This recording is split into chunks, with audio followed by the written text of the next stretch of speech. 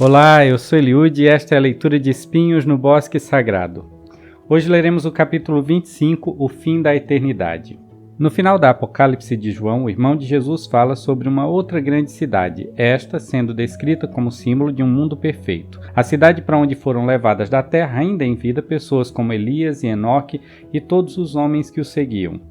A cidade onde Cristo tem habitado ao lado de todos os que ressuscitaram depois dele. Tal cidade desceria do céu, ou seja, viria daquele planeta em que vivem os deuses e que os antigos chamavam de Kolob, trazendo à terra o reino de Deus, conforme o próprio Cristo havia mencionado em uma de suas orações mais conhecidas, o Pai Nosso. Ele diz: Pai nosso, o dos céus, seja santo o seu nome. Venha o seu reino, seja feita a sua vontade, tanto no céu como na terra. O pão que nos dá sustento, garanta-nos este dia. E perdoa as nossas dívidas perante a lei, assim como nós relevamos aqueles que se comprometem conosco. E não nos traga de volta a este teste. Pelo contrário, paga a nossa fiança ao mal, porque seu é o reino e o poder e a glória através dos mundos. Amém.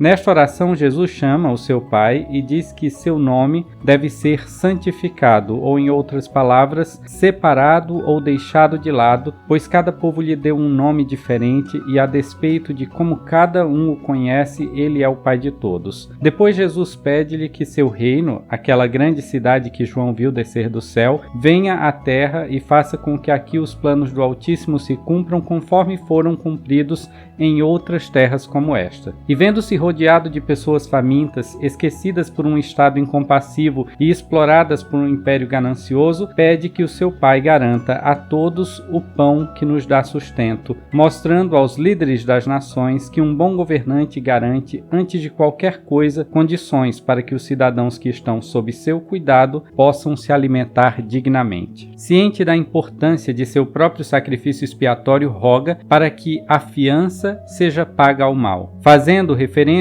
àquela dívida assumida pelo Criador quando comprou a matéria inteligente do Senhor do Caos, uma dívida que só poderia ser paga com o sangue de seu unigênito, um sangue que seria derramado pelo próprio Cristo para que nossas imperfeições pudessem ser perdoadas. Então, quando ele pede que seu Pai perdoe as nossas dívidas perante a lei, tem consciência que está pedindo pela própria morte. E, em troca de seu sacrifício, ele requer que controlemos nossas expectativas e relevemos os que se comprometem conosco e não agem de acordo. Então, ele implora para que o seu Pai não nos traga de volta a este teste. Afinal, desde o início, a nossa passagem por esta terra havia sido planejada como um teste para que nos conhecêssemos, para que descobríssemos aquilo que nos faz felizes. Mas é um teste que nos causa muita dor e sofrimento, muita humilhação e miséria, e os poucos que passam por esta vida sem que suas carnes sejam rasgadas pelos espinhos do caminho são, em sua maioria, os que mostram sua face mais cruel e incompassiva.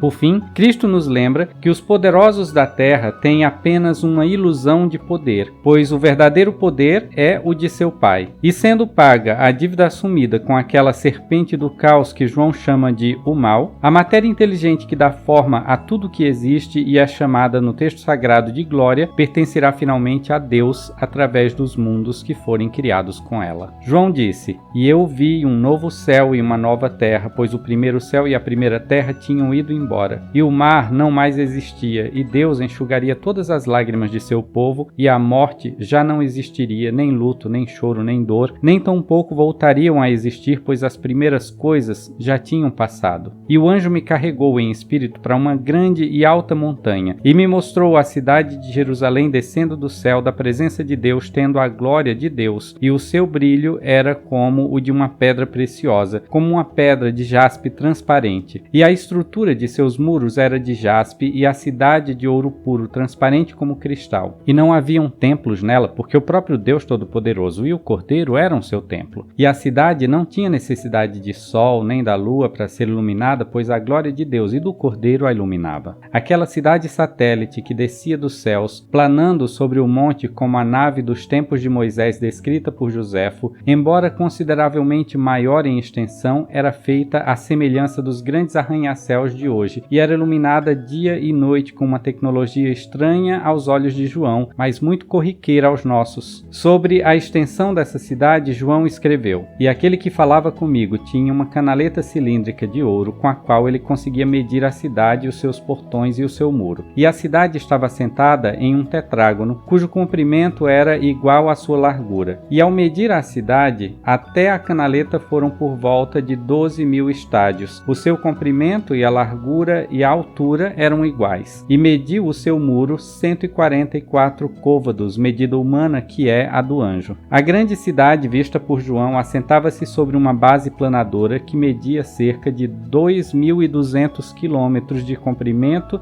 e 2.200 quilômetros de largura. Se tal base planadora entrasse em nossa órbita e se aproximasse da América do Sul, mais da metade do território brasileiro ficaria coberto por ela. De Belo Horizonte a João Pessoa, de João Pessoa a Belém, de Belém a Cuiabá e de Cuiabá a Belo Horizonte, todas as cidades dentro deste perímetro ficariam sob a base que sustenta esta grande cidade, cujos arranha-céus atingiriam também 2.200 quilômetros de altura. Considerando que o prédio mais alto construído atualmente possui pouco menos de 1 quilômetro, é inimaginável pensar em um projeto de engenharia que atinja tamanha extensão, especialmente quando os materiais usados na construção são aparentemente tão frágeis: vidro acobreado, ouro e outras pedras preciosas. Além disso, a estrutura cúbica desta gigantesca estação espacial, que possui cerca de 2/3 do tamanho da Lua, tornaria impraticável pelas leis que conhecemos o seu assentamento em um planeta esférico como o nosso, considerando que o topo de tal cubo ultrapassaria a barreira da exosfera, que é a última camada de atmosfera terrestre, onde os satélites de comunicação e os satélites meteorológicos ficam orbitando em torno do nosso planeta. Diante de dados tão contrastantes com a realidade que conhecemos, é comum e aceitável que se encare o texto sagrado como um texto de ficção. É comum que se pense que, sendo impossível sob a ótica da ciência, ele seja fantasioso e até mesmo tendencioso. No entanto, se no início do século XVI disséssemos a um professor de engenharia de Cambridge ser possível construir um navio de metal capaz de navegar pelos oceanos levando cargas de até 600.000 toneladas, tendo ele próprio cerca de 260.000 toneladas de fuselagem, distribuídas em 488 metros de comprimento por 74 metros de largura e 105 metros de altura, aquele professor certamente duvidaria de tal possibilidade, visto que as caravelas que eram construídas na época, como a que Colombo usou para chegar às Américas, eram feitas de madeira, pesavam cerca de 60 toneladas e tinham por volta de 7 metros de altura por 16 metros de comprimento. A despeito da descrença daquele professor de engenharia do século XVI, uma descrença apoiada no conhecimento científico de sua época, em julho de 2017 foi concluída a construção do Prelude FLNG, um navio de proporções colossais usado pela Shell para exploração de gás natural nas águas profundas do Pacífico. Quando lemos os textos sagrados, estamos lendo os relatos de contato entre homens comuns do passado e uma suposta raça de homens vinda de um outro mundo, onde pessoas não envelhecem nem morrem como nós. Num mundo sem morte, o tempo torna-se irrelevante, e homens eternos podem pôr à prova todo o conhecimento que lhes é possível adquirir, desenvolvendo uma tecnologia que lhes permite, entre outras coisas, viajar pelo tempo e pelo espaço e controlar as partículas subatômicas de energia que permitem a criação e organização da própria matéria. E através de sua interação com os homens do passado, treinam a humanidade para fazer o mesmo que eles, permitindo o desenvolvimento da tecnologia que garantiria sua existência no futuro. E se isso é ficção ou realidade, pouco importa. O que importa é que isso nos dá uma perspectiva de progresso infinito e eterno. E foi por causa dessa perspectiva que chegamos onde chegamos como sociedade. Foi por causa dessa perspectiva de crescimento tecnológico infinito que desenvolvemos uma engenharia microscópica que nos permitiu criar chips de computadores, inteligência artificial e algoritmos capazes de fazer cálculos assombrosos que influenciam nossa própria rotina e percepção da realidade. Ou uma engenharia macroscópica que nos permitiu criar arranha-céus monumentais e navios gigantescos desafiando nossos limites e os limites da própria natureza. E nos assustamos com esses números infinitos que desafiam nossa compreensão. No entanto, um número é uma medida. 1 quilômetro, 1 quilo, 1 giga, 1 ano, uma eternidade. Medidas servem simplesmente para indicar o quanto algo ocupa no universo de sua existência. Também usamos os números como referências para determinar os limites de ocupação entre uma medida e outra. Entre o número 1 e o número 2 existe uma quantidade infinita de possibilidades numéricas. A metade entre eles, a metade dessa metade entre eles, etc. De modo que sempre podemos pensar em um novo número maior que outro ou em um novo número menor do que todos os que já foram pensados, sendo-nos permitido quebrá-los continuamente em unidades cada vez menores. Até o final do século XIX acreditava-se que o átomo era o limite da divisão da matéria, até que os prótons e elétrons foram descobertos e posteriormente os nêutrons. E depois de muitos experimentos, outras partículas subatômicas foram detectadas, quarks, leptons, mesons e baryons, como se existisse um universo dentro do que já se pensou ser a menor partícula existente. Esta é uma verdade universal. Onde quer que exista uma unidade pensante de existência,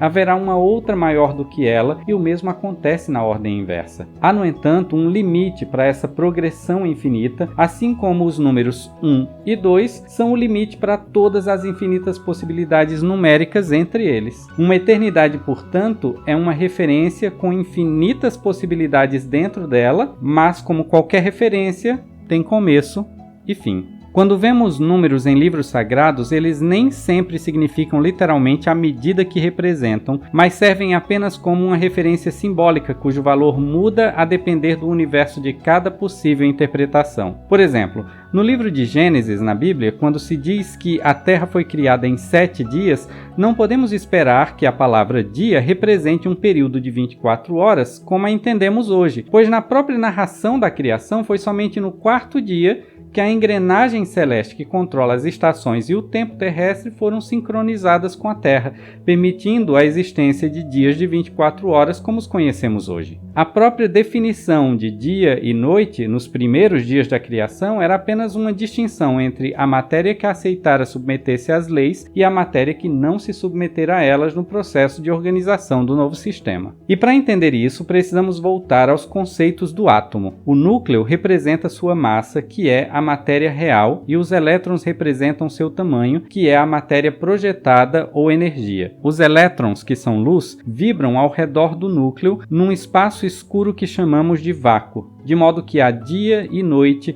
separando o que é matéria física e o que é vácuo em cada átomo e entre um átomo e outro, definindo assim as relações entre os elementos de toda a criação divina, como se o núcleo fosse uma laranja no centro de um estádio de futebol e os elétrons fossem pequenos grãos de poeira vibrando ao redor dessa laranja em ondas que ultrapassariam os limites do próprio estádio, e todo o espaço do estádio fosse apenas a força gravitacional entre essas partículas de energia que mantém tudo em órbita. Pequenos sistemas solares se combinando entre si para dar origem à matéria física palpável, volátil, incandescente ou invisível, que assim organizadas dão forma a tudo que existe. Para a ciência, o vácuo perfeito seria a ausência de matéria, mas não existe tal coisa no universo. O que existe é a matéria física ou divina, que nas escrituras é chamada de glória e que, por ser uma matéria inteligente, obedece leis de inter-relação que permitem nela a existência de vida, e a matéria escura, que é de onde vem a glória primitiva, ou seja, a base para a existência de toda a matéria física ou divina. Ela é o alicerce da criação e se alimenta da morte, que é a separação dos elementos. Foi esta matéria caótica ou antimatéria que os deuses separaram da matéria física no primeiro dia da criação, o que certamente não durou somente 24 horas para ser feito. Na obra Metamorfoses, escrita no ano 8 d.C. pelo historiador grego Ovídio, a criação divina é descrita como um processo de transformação de matéria caótica, que já existia no lugar onde hoje se encontra a Terra, na matéria organizada que deu origem a este planeta. Ele diz: antes que o mar e a terra e o céu que paira sobre tudo viessem a ser organizados, toda a natureza era somente um vulto em órbita, num estado que os homens chamam de caos. Uma massa áspera e desordenada de coisas, nada além de peso sem movimento, um conglomerado geral de matéria composto de elementos incompassíveis e sementes de discórdia. Nenhum sol brilhava no mundo, nem a lua crescente renovava seus finos chifres. A terra ainda não ficava suspensa em equilíbrio, envolta em seu manto de ar. Nem o oceano esticava os braços ao longo dos confins dos continentes. E embora houvesse terra, mar e ar, ninguém poderia andar naquela terra ou nadar naquele mar, e o ar estava escuro. Nenhum dos elementos mantinha a sua forma por muito tempo. Tudo era um só corpo em conflito. O frio disputando com o calor, as coisas molhadas com as secas, as macias com as duras, o que tinha peso com aquilo que não se podia pesar. Foi então que um Deus, que por também ser natureza, de uma maneira gentil, colocou fim nesta disputa. Ele fez a terra descer do céu e separou o mar da terra. Ele fez separação entre a atmosfera translúcida e a sombria. Ele desentrelaçou os elementos de modo que os libertou dos domínios da escuridão. Estabeleceu então os domínios dos próprios elementos e os fez chegar a um acordo pacífico. O fogo disparou com uma força sem peso na direção do vácuo escuro do céu e encontrou seu lugar de direito nas alturas do firmamento. O ar, que é o segundo em leveza, ocupou seu lugar. Por ser mais densa, a terra atraiu os elementos maiores e afundou em seu próprio peso. Veio então a água das profundezas e confinou o orbe sólido em seu abraço. Quando aquele Deus, quem quer que ele fosse, dividiu em lotes a substância do caos e ordenou desta forma os diferentes membros constituintes deste imenso corpo, para que a terra girasse suspensa em perfeita simetria e equilíbrio, ele a moldou na forma de uma gigantesca esfera. Então deu ordem aos mares que se espalhassem e criassem ondas ao enfrentarem os golpes dos ventos, circundando assim os litorais da terra. Aos oceanos ele adicionou as nascentes, os grandes mares e os lagos e rios para descerem sinuosamente cingidos por suas margens, que em vários lugares acabam sendo absorvidos pela própria terra ou conseguem chegar ao mar, onde são acolhidos no campo das águas livres, a fim de que batam como ondas nas praias ao invés de baterem em suas margens sufocantes. E então ele ordenou as planícies a se estenderem, e os vales a afundarem, e as selvas a se cobrirem de folhas, e os montes rochosos a se erguerem imponentes. E assim como o céu é cortado em zonas, 2 ao norte e 2 ao sul, e uma quinta que queima com mais calor que as outras,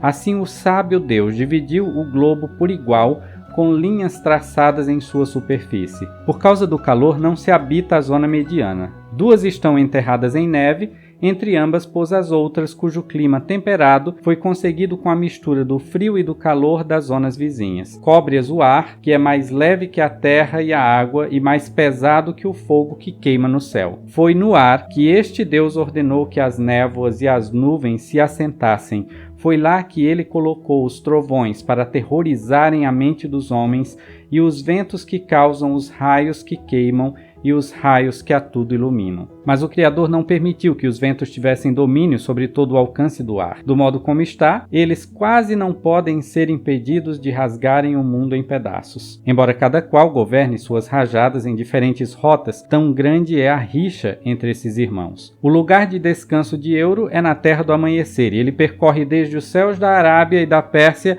até as montanhas que brilham sob a luz matutina. Zéfiro aparece perto do anoitecer e sopra as praias mornas pelo sol poente. Bóreas, senhor da nevasca, varre as terras geladas da Sítia que se assentam ao norte. Ao sul, a região se umedece de chuva e assíduas nuvens carregadas por austro. Acima dos ventos, pôs o éter límpido e sem peso, que nenhuma impureza terrena contém. A natureza tinha acabado de assentar-se em seu lugar quando as estrelas, que por muito tempo ficaram ocultas aos elementos do poço negro do caos, foram finalmente vistas, explodindo em luz pela imensidão vazia dos céus. Para que nenhuma parte do mundo ficasse somente no desejo de seres viventes, o solo celeste foi enriquecido com estrelas e planetas. Coube aos peixes brilhantes habitar as ondas, às feras a terra e às aves o ar. Mas um animal mais nobre, mais capaz de se entregar a altos pensamentos, que pudesse ter domínio sobre os demais, ainda faltava ali. Assim veio o homem ao mundo. Talvez o grande Criador Criador o fez com seu sêmen divino, tendo em vista um plano para um universo melhor. Talvez a Terra, que tinha acabado de ser formada e se havia recentemente divorciado do éter celeste, tivesse retido o sêmen de elementos que lhe eram familiares, os quais, misturados a gotas de chuva, Prometeu, o primeiro deus, filho de Iápetus, moldou a imagem dos deuses que governam o universo. Enquanto os outros animais, andando de 4 pés, miram a terra, ao homem foi dado uma cabeça altaneira e ordenado a se manter ereto e ser capaz de olhar para cima a fim de buscar orientação nas estrelas dos céus. Ao buscar este conhecimento que vem do alto, o homem se deparou com diferentes saberes. O conhecimento científico e o saber empírico são apenas duas faces de uma mesma moeda, a moeda da interpretação da realidade. É muito possível que a astrologia nos ajude a compreender a nossa personalidade, assim como o faz a psicologia, mas sendo ambos pontos de vista distintos, incorrem numa visão limitada de nossa própria natureza.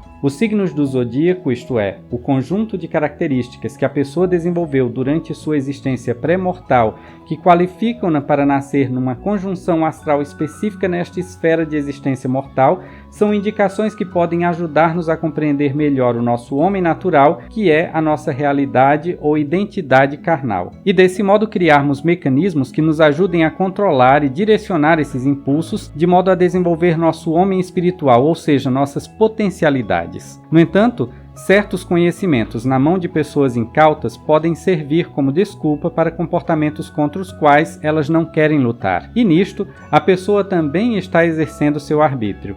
Nenhum conhecimento nos priva do arbítrio. Somos todos livres, a despeito das tendências e dificuldades que detectamos em nós e do modo como lidamos com elas. Por conhecer-nos bem, o Criador estabeleceu os tempos de nascer e de morrer de todos os indivíduos, mas somos nós que decidimos o que fazer com este tempo até que nos apresentemos diante dele novamente. Pessoas abraçam diferentes filosofias e crenças, ou até mesmo a descrença, e são felizes a seu modo e se completam nas coisas que acreditam ou deixam de acreditar. No entanto, o que acreditamos não interfere na natureza da verdade única das coisas. Antes de sermos mandados a esta terra, tínhamos conhecimento sobre todas as coisas. No entanto, esse conhecimento não era perfeito, pois não havia sido submetido ao fogo da experiência. E para que nossa experiência fosse legítima como evidência do que de fato somos ou desejamos ser, esse conhecimento foi apagado temporariamente por um véu do esquecimento pelo qual passamos antes de nascer. Este véu existe para assegurar que tudo o que decidiremos nesta vida, todo o curso de nossa existência mortal, siga o caminho de nossa guerra interior entre as tendências de nossa própria natureza, que são nosso instinto ou nosso homem natural, e a iluminação dada ao nosso espírito que refreia essas tendências, que é nosso homem espiritual. Se alguém descobrisse o resultado de cada pergunta de um teste de QI antes de se submeter a ele e lembrasse de todas as respostas enquanto o fizesse, tal pessoa não estaria de fato sendo testada. Consequentemente, o resultado não seria preciso. Nossa vida mortal é um teste de autoconhecimento cujo resultado deveria ser preciso. No entanto, muitas pessoas tentam burlar os resultados, assumindo uma personalidade que não lhes cabe e agindo de um modo que não lhes traz felicidade real. Mas o véu não apagou todo o conhecimento que já havíamos adquirido antes de nascermos aqui. Ele apenas o embotou por um tempo. Por ocasião da ressurreição, teremos uma viva lembrança de todas as nossas expectativas e dos sentimentos que de fato motivaram nossas ações. Para que não ficássemos como cegos, vagando pela terra sem qualquer verdade em que nos pudéssemos apoiar, o Criador de nossas almas enviou-nos professores inspirados para lembrar-nos de certas verdades que eram necessárias ao nosso desenvolvimento aqui na Terra e que nos preparariam para voltar num estágio mais evoluído à sua presença. Infelizmente, nem todos estão dispostos a dar ouvidos à voz desses mestres inspirados, cujas visões de mundo e pontos de vista mais elevados permitem que o véu se torne um pouco mais transparente. Qualquer fonte que nos ensine algo sobre nós, sobre o universo, sobre como as coisas funcionam, sobre as coisas como eram, como são e como serão, qualquer fonte de de conhecimento, seja a física das forças cósmicas, a química das relações entre os elementos, a biologia que determina a natureza dos seres, a psicologia que desvenda as fragilidades de nosso espírito, ou a filosofia que dá asas às nossas mentes, qualquer fonte é válida, desde que saibamos reter de tal fonte aquela lembrança familiar da verdade única das coisas que está em nós. No entanto, os astros, os psicanalistas, os profetas, os cientistas e os gurus não são detentores de verdades absolutas sobre quem somos ou sobre o propósito de nossa existência. Eles apenas apontam direções ou revelam diferentes pontos de vista sobre uma mesma realidade.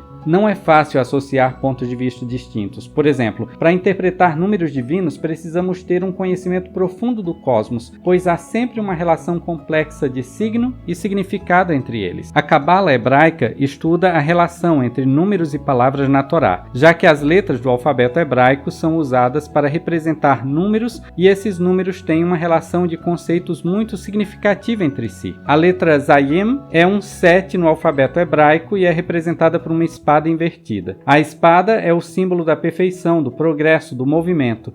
É dito que o mundo foi criado em 7 dias, pois ele foi criado em perfeição, num processo progressivo que se mantém em constante transformação. A história humana foi dividida em 7 dispensações milenares da verdade para que se atinja a perfeição através de um processo de constante transformação e progresso. Desde Pitágoras, em 529 a.C., os números eram considerados a força que mantém a permanência eterna do cosmos, pois, segundo ele, todas as coisas são regidas por números e qualquer número seria uma divindade em si mesmo e na sua interação com os demais. Balzac, 20 séculos depois, afirmava que tudo existe exclusivamente pelo movimento e pelo número, sendo que o movimento é, de qualquer forma, o número em ação. Entender essas noções cabalísticas nos ajuda a compreender a função simbólica de certos números, mas não podemos esperar alcançar com isso uma interpretação absoluta quando tratamos de conceitos eternos. Numa visão pouco elaborada, minha essência, aquilo que me dá vida e que me faz pensar e tomar decisões, sempre existiu. Quando uso a palavra sempre, não estou dizendo que essa essência não tenha tido um começo. O que quero dizer é que ela foi criada ou se criou há tanto tempo que sempre é a palavra que conhecemos que mais se aproxima do conceito temporal que se pode usar para definir o tempo de existência de tal essência. Já a matéria, aquilo que me dá forma consistente na qual a minha essência se manifesta, essa é extremamente volátil. Ela existe em duas dimensões distintas, uma temporal e outra atemporal, uma física e outra etérea, ambas essencialmente mortas, mas vivificadas pela essência que as manipula. Assim, há um eu essencial que controla o meu eu etéreo, que por sua vez controla meu eu físico. E passados alguns estágios de nossa existência, esses eus serão unificados de tal forma que serão inseparáveis e eternos.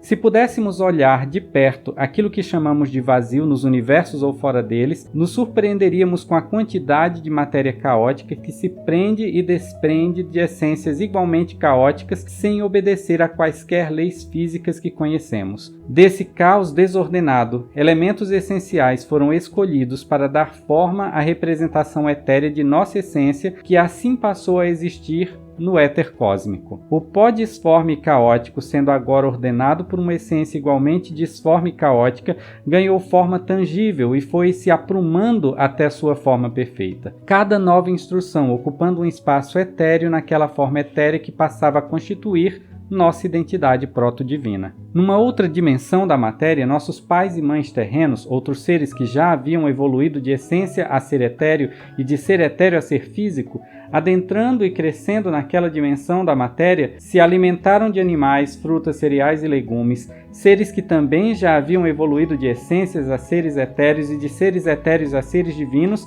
adentrando e crescendo na dimensão física da matéria, que ingeridos se dissolveram em energia e proteínas que viraram óvulo e espermatozoide, que se juntaram para formar um zigoto, que por sua vez usou os aminoácidos do ventre para ganhar uma forma que num berro pulou para o mundo mortal. Tudo isso sob a supervisão e manipulação daquele ser proto-divino que já existia e que passou a habitar o ser físico recém-criado. Mas o processo volátil de aquisição e perda de matéria não findou com o nascimento físico. Há partes dessa máquina biológica que já voltaram para a Terra, de onde os elementos essenciais de sua composição brotaram, para criar matéria física que agora já está dando forma a outros corpos. De modo que estamos no mundo e somos o mundo, e o mundo está em nós, e nossa essência continuará existindo enquanto esses nossos seres, feitos de carbono, enxofre, hidrogênio, nitrogênio e oxigênio, forem devolvidos à mesma Terra, que no princípio de nossa existência mortal forneceu tudo isso a essa força criadora que está dentro de nós em constante evolução. E acabando a energia que liga essa essência à matéria, que é dela por direito, os elementos físicos desse eu, carbono, enxofre, hidrogênio, nitrogênio e oxigênio seguirão seu curso natural até que sejam novamente reclamados pela essência que um dia exerceu domínio sobre eles, dando-lhes nova forma e beleza. Nisso consiste a ressurreição dos corpos mortais descrita por Ezequiel. Veio sobre mim a mão de Yahweh, e Yahweh me conduziu pelos ares, e me fez descer no meio de um vale que estava cheio de ossos. E ele me fez caminhar por entre eles de um canto a outro, e eis que havia muito mais ossos expostos na superfície do vale, e de fato estavam bem secos. E ele me disse: Filho de Adão, podem esses ossos voltar a viver? Então eu respondi: Adonai Yahweh, você o sabe. E novamente ele me disse: Profeta, imponha a mão sobre estes ossos e diga aos ossos que são deles: Vocês que estão secos, ouçam a palavra de Yahweh, pois assim declara Adonai Yahweh. Ossos que pertencem a estes, prestem atenção, pois farei entrar em vocês o Espírito e vocês viverão. E eu imporei as mãos sobre os tendões e vocês farão crescer carne novamente sobre eles e se cobrirão com pele. E colocarei o Espírito dentro de vocês e vocês viverão novamente e saberão que eu sou Yahweh. Então impus as mãos e disse o que me for ordenado, e ouviu-se um barulho enquanto eu cumpria meu dever como profeta. E de repente houve um tremor, e os ossos se juntaram, cada osso a seu osso.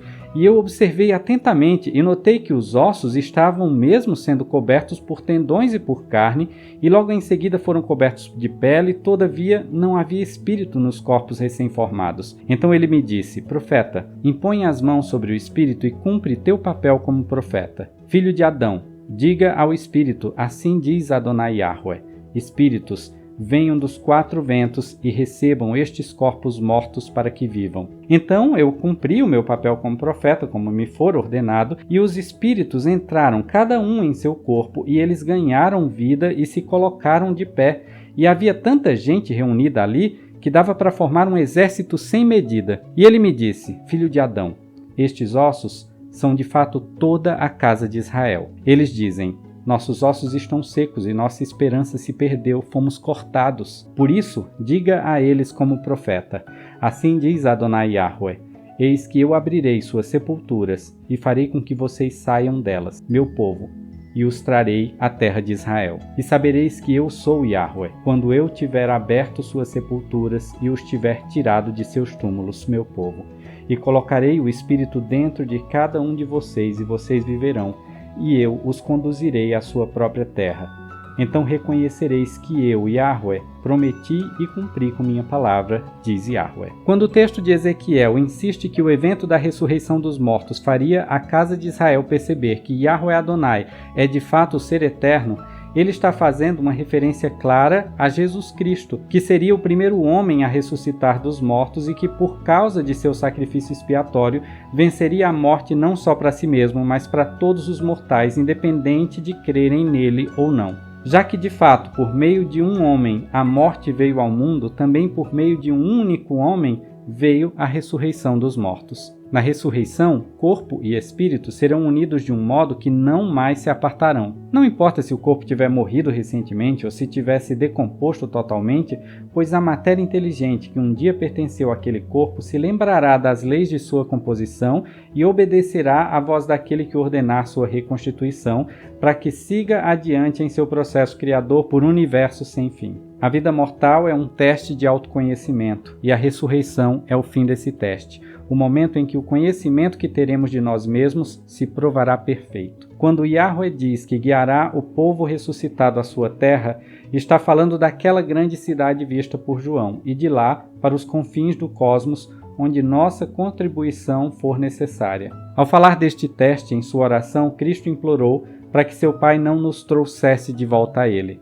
ou seja, não há para Cristo necessidade de reencarnações, pois teremos a vida mortal e todo o tempo entre a morte e a ressurreição para nos prepararmos para esse encontro com Ele. Antes de nascermos, já existíamos e éramos nós mesmos. Nascemos e morremos e seguiremos sendo nós mesmos. Então, se há algo em nós de que não gostamos, este é o tempo que temos para nos tornarmos alguém com quem nos sentiremos confortáveis em conviver pelas eternidades que nos aguardam. Após a ressurreição, Cristo já não era mais um homem mortal. No entanto, era um homem de carne e ossos, um homem que não precisava mais de sangue para ser vivificado. Seu corpo ressuscitado era o mesmo corpo que antes estava deitado sobre a pedra fria, onde as 3 Marias o haviam deixado para ser embalsamado. E o mesmo que aconteceu a ele, acontecerá a todos os homens. Esta é a grande mensagem de seu evangelho, que a morte foi vencida e que há uma promessa de vida eterna para todos. Na primeira hora, depois do sábado, Maria Madalena vem cedo, ainda escuro, ao sepulcro, e vê que a pedra havia sido removida do túmulo. Ela corre então e vem até Simão Pedro e ao outro discípulo a quem Jesus amava, e ela diz a eles: eles tiraram o Senhor do sepulcro e não sabemos onde o colocaram. Foram então Pedro e o outro discípulo e chegaram até o sepulcro. E saíram correndo os 2 juntos, mas o outro discípulo correu ainda mais rápido do que Pedro e chegou primeiro ao sepulcro. E parando agachado, ele vê deitadas ali as faixas de linho, mas ele não se atreveu a entrar. Chega então também Simão Pedro, que o seguia, e tendo entrado no sepulcro, vê também as faixas de linho deitadas ali, e o sudário que estava sobre a sua cabeça não estava com as faixas de linho, pois tinha sido cuidadosamente dobrado e posto à parte. Então entrou também o outro discípulo, que chegara primeiro ao sepulcro, e tendo visto aquilo acreditou. No entanto, eles ainda não haviam compreendido a Escritura de que seria necessário que ele dos mortos ressuscitasse. Partiram, portanto, outra vez indo ter com os outros discípulos. Maria, no entanto, continuou no sepulcro, do lado de fora, chorando. Enquanto chorava e descia um dos degraus a fim de entrar no sepulcro, vê 2 anjos vestidos de branco sentados, um à cabeceira e outro aos pés de onde elas haviam deitado o corpo de Jesus, e eles dizem a ela: mulher, por que você chora? Ela lhes diz: porque eles tiraram o Senhor de mim e eu não sei onde o colocaram. Tendo dito estas coisas, ao olhar para trás, ela vê Jesus em pé. Ainda assim não conseguia reconhecer que aquele era Jesus. Jesus diz a ela: mulher, por que você chora? A quem procura? Ela, pensando que fosse o coveiro, diz-lhe: se você o tirou daqui, diga-me onde o colocou e eu o levarei comigo. Diz-lhe Jesus: Miriam. Virando-se para ele, ela lhe diz em hebraico: Rabone, que quer dizer mestre. Diz-lhe Jesus: não me toque, ainda não, pois não subi ao Pai, mas vai aos meus irmãos e diga-lhes que eu estou subindo ao meu Pai, que também é seu Pai, para meu Deus, que também é seu Deus. Vem Maria Madalena trazendo a palavra aos discípulos: eu vi o Senhor, e falou-lhes destas coisas que ele lhe disse. A ressurreição transformou o corpo de Jesus ao ponto de que sua própria esposa não o conseguiu reconhecer, vendo a alguns metros diante dela. Somente quando seu esposo falou, ela reconheceu sua voz e correu ao seu encontro,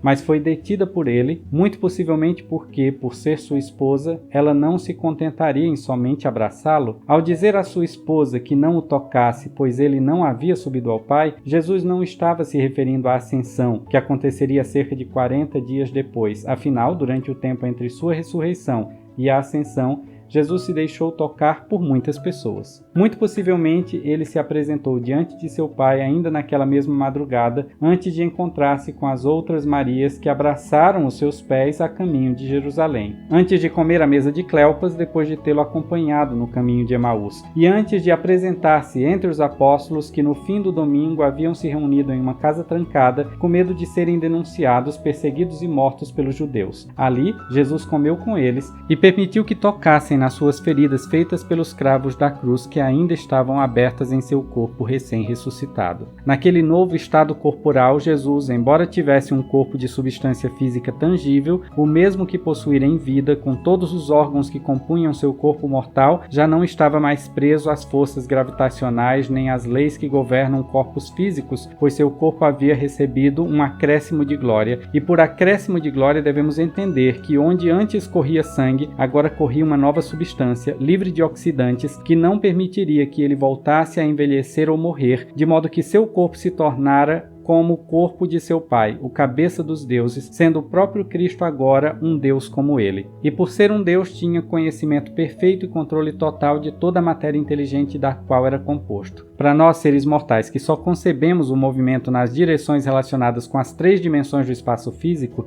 a passagem de um objeto sólido através de um outro objeto igualmente sólido nos parece impossível. Mas se lembrarmos que num nível subatômico cada átomo é composto de minúsculas partículas de energia girando em torno de si mesmas em meio ao vácuo que as mantém em órbita, a própria ideia de solidez torna-se apenas uma convenção relativa. Compreender e exercer controle sobre as leis que regem tal relatividade permite que um corpo vivo de carne e ossos atravesse paredes de pedra sem causar qualquer colisão entre tais partículas, ou que em uma relação sexual não haja rompimento do ímen, por exemplo.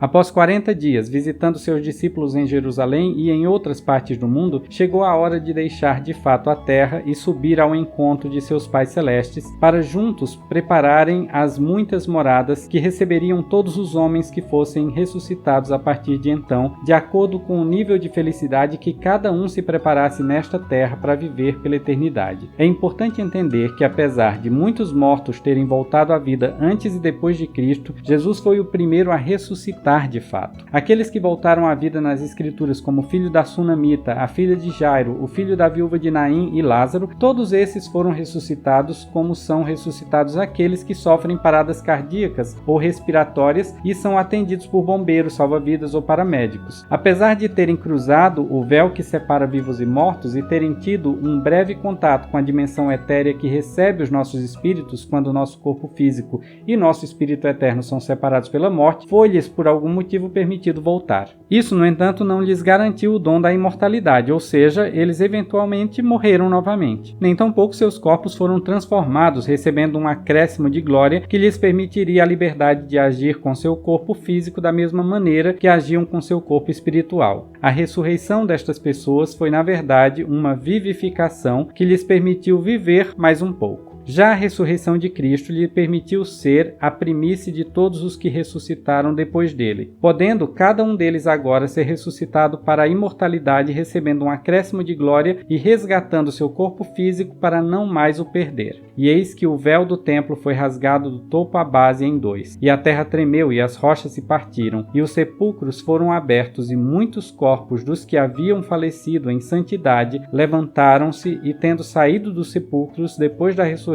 dele, entraram na cidade santa e apareceram a muitos. Os ossos dessas pessoas jamais serão encontrados em escavações por arqueólogos, pois aconteceu com eles o que Ezequiel viu em sua visão. Muito possivelmente foram esses anjos que falaram com as Marias, anunciando-lhes a ressurreição de Cristo. Espíritos de homens justos que haviam vivido naquela região e que foram devolvidos ao seu antigo corpo físico, agora restaurado e aperfeiçoado por outros seres ressurretos que já haviam passado pelo mesmo processo.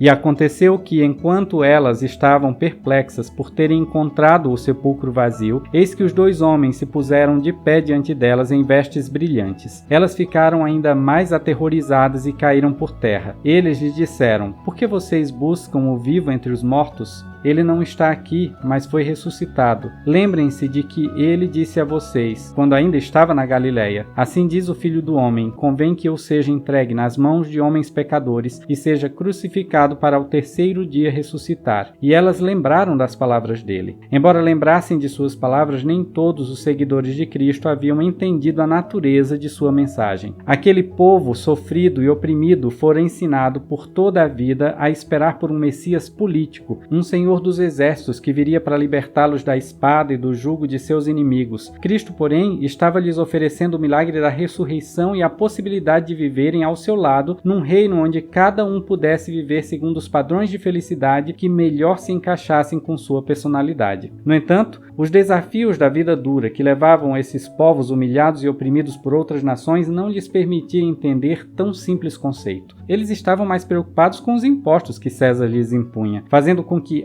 ainda que se devotassem ao trabalho árduo, não tivessem condição alguma de prosperidade. Muitos estavam preocupados com os peixes e pães que logo haveriam de faltar quando Jesus se fosse, fazendo com que voltassem a mendigar nas ruas cobertos de feridas e desprezados pelo povo. Estes mesmos, portanto, ajuntando-se, perguntaram a ele, dizendo: Senhor, será que este é o tempo em que você restaurará o reino a Israel? E ele lhes disse: Não cabe a vocês saber os tempos ou as estações que o Pai estabeleceu por meio de sua própria autoridade. E prometendo-lhes que o poder que receberiam era maior que o poder que esperavam receber, Jesus lhes ordenou a levarem aquela mensagem a todas as nações da terra: escravos e homens livres, judeus e gregos, mulheres e homens, brancos e negros, orientais e ocidentais, pessoas cientes ou não de seus pecados, todos precisavam ouvir sobre o milagre da ressurreição e sobre um tipo de amor que ultrapassa todas as barreiras, a fim de unir a todos sem preconceito, sem favoritismo e sem injustiça. E tendo dito estas coisas, sem desviar os olhos deles, ele foi levantado e uma nuvem o ocultou dos olhos deles. E enquanto olhavam atentamente para o céu, enquanto ele subia, também viram 2 homens de pé ao seu lado, de aparência pálida, que também disseram: Homens galileus, por que vocês estão de pé olhando para o céu? Este Jesus que foi tirado de vocês e levado para os céus, voltará desta mesma maneira que vocês o viram subir aos céus. Mas até que volte, ainda haverá muita confusão e mau entendimento entre os homens. 2 dos muitos filhos de Adão, Caim e Abel, eram sumos sacerdotes da ordem de Melquisedeque. Ambos viviam no vale de Adão e serviam ao lado dos pais em favor de seus irmãos no altar de pedras erguido por Adão quando for expulso do Éden. E aprenderam sobre a natureza sagrada das ordenanças que realizariam em favor de seu povo. Ordenanças são cerimônias sagradas realizadas entre homens que compartilham das mesmas expectativas de progresso divino, nas quais são feitos certos acordos entre tais homens e as divindades, representadas por aqueles que oficiam essas cerimônias. As ordenanças que Caim e Abel foram instruídos a realizar remetiam à expiação que aconteceria no meridiano dos tempos, época em que Cristo viria à Terra. E por tratar de algo tão sagrado, tal cerimônia exigia que cada detalhe dos rituais fosse observado em acordo com a lei de sacrifícios que eles haviam recebido por revelação de seu pai. No entanto, Caim descumpriu o ritual e ficou muito irritado quando a oferta de seu irmão foi aceita e a dele não. O orgulho ferido e a raiva advinda de tal sentimento serviu de combustível quando Lúcifer aproximou-se de Caim e lhe disse que se matasse Abel, ele herdaria todos os seus rebanhos, tornando-se mais poderoso que todos os outros em sua família. Seduzido pela promessa de lucro exorbitante e poder, Caim acabou cometendo o primeiro assassinato da história humana. Como consequência, ele foi expulso dos domínios de Adão e rumou para o leste, onde com sua esposa, uma das netas de Adão, fundou sua própria cidade. Uma maldição eterna, ou seja, uma maldição que afeta o éter, que é a matéria inteligente ou glória da qual somos feitos, resultaria numa mutação genética que afetaria a própria constituição física de Caim. Tal mutação faria com que ele e seus descendentes fossem diferenciados dos descendentes de Adão, surgindo assim as primeiras raças conforme descrito por Hesíodo e Ovídio em suas obras. O mesmo aconteceu em outras ocasiões e com outros povos, como entre os filhos de Noé e entre os nefitas e lamanitas do continente americano. Um castigo eterno não significa um castigo que não terá fim, mas um castigo que afeta o éter, a essência do indivíduo. E isto é o que acontece com os que derramam sangue inocente, como assassinos ou governantes irresponsáveis e gananciosos. Toda pessoa que interrompe a vida de alguém sem que tal alguém coloque sua vida em risco terá que responder diante das demandas da justiça com um sofrimento que fez o próprio Cristo tremer e querer recuar. Mas um sofrimento eterno não é um sofrimento infinito, mas um sofrimento humanamente insuportável. Assim como o fim do sofrimento eterno é uma mudança na própria essência do indivíduo, o fim de uma vida eterna é uma mudança na própria essência dessa vida. Uma vida eterna é uma vida de progresso, e a natureza desse progresso muda com o passar das eternidades, mas não significa uma vida infinita, pois tudo tem fim, até mesmo a vida dos deuses. O tempo, como conhecemos agora, terá fim quando este universo físico em que habitamos ganhar uma nova dimensão, ou porque sua estrutura foi alterada, ou porque nossa estrutura sofreu alteração. O fim indicará um novo início, no qual a própria eternidade nos parecerá finita, pois nossa mente será expandida para entendermos que todo ciclo só é infinito enquanto dura. E por isso é tão importante entendermos que é nessa nossa vida mortal, por mais curta que ela pareça, que temos a chance de tomar decisões que podem ter um alcance infinito de dor ou de felicidade na nossa própria vida ou na vida daqueles que são afetados por ela. Esta, no fundo, é a mensagem central das Escrituras, a de que a nossa vida mortal é um período para nos prepararmos para um reencontro com aquele Deus ou aqueles deuses que nos criaram. E esta preparação está em descobrir aquilo que nos faz felizes e evitar que nossa felicidade seja obstáculo para a felicidade do outro. Se tais escrituras são verdadeiras ou não, se tais deuses existem ou não, pouco importa, pois nós existimos e estamos vendo nas vidas de pessoas reais ao nosso redor, talvez nas nossas próprias vidas, o quanto a aplicação prática de tal mensagem é urgente. E se alguém está infeliz ou sentindo-se impotente diante dos desafios da vida, muito possivelmente está descalço em um bosque rodeado de espinhos, seja na família, na igreja, na escola, no trabalho ou na nação. Ainda que sintam que seu sofrimento é infinito e eterno, ou que estão sozinhos e desamparados, suas adversidades não durarão mais do que um instante se observadas de uma perspectiva divina. Por isso, não podemos ficar apáticos diante de pessoas ignorantes que pensam que amam, mas que confundem amor com posse e acabam causando dor e sofrimento por onde passam. Não podemos continuar espalhando a mentira de que o amor é cego. É a paixão que é cega e superficial, é ela que cria expectativas que muitas vezes não se cumprem e causam frustração e depressão. Amar é conhecer, e enquanto não nos esforçarmos para conhecermos uns aos outros profundamente, continuaremos espalhando espinhos pelos bosques das instituições das quais fazemos parte. Se até eternidades têm fim, nós podemos, com conhecimento, promover o fim deste ciclo de orgulho, preconceito e ganância que tem tornado a vida de muitos um inferno. Nenhuma promessa escriturística de paz será possível enquanto nós não começarmos a plantar sementes de paz neste bosque em que vivemos, tratando uns aos outros com o respeito e dignidade que todos merecem. Pais, cônjuges, professores, ministros religiosos, chefes de empresas e chefes de Estado, todos precisam começar a agir com responsabilidade em suas posições de poder, enxergando-as como uma oportunidade para servir ao outro e não como uma possibilidade de aproveitar-se do outro para ganhar ainda mais poder e prestígio. Não podemos agir como Caim, achando que os rebanhos de nosso irmão podem ser nossos. Somos todos guardadores de nossos irmãos e precisamos ser o bosque seguro onde eles possam vir e encontrar sombra e proteção. O fim de toda a dor e tristeza prometido por João não é um passe de mágica. É importante percebermos que tanto aquela cidade que foi prometida como um lugar de paz e progresso que desceria dos céus, como a cidade que é modelo de ganância e opressão e que promove um ambiente tóxico que se reproduz em lares, escolas, igrejas, ambientes de trabalho e nações, ambas as cidades são chamadas pelo mesmo nome. Ambas são a grande cidade. Então, o que muda não é a cidade, mas a cultura do povo que a habita. O fim dos espinhos no bosque é um compromisso de reconstrução dessa sociedade tóxica em que vivemos, não somente de reconstrução das instituições sociais, mas também do próprio indivíduo. É este o compromisso que deve começar a ser colocado em prática hoje.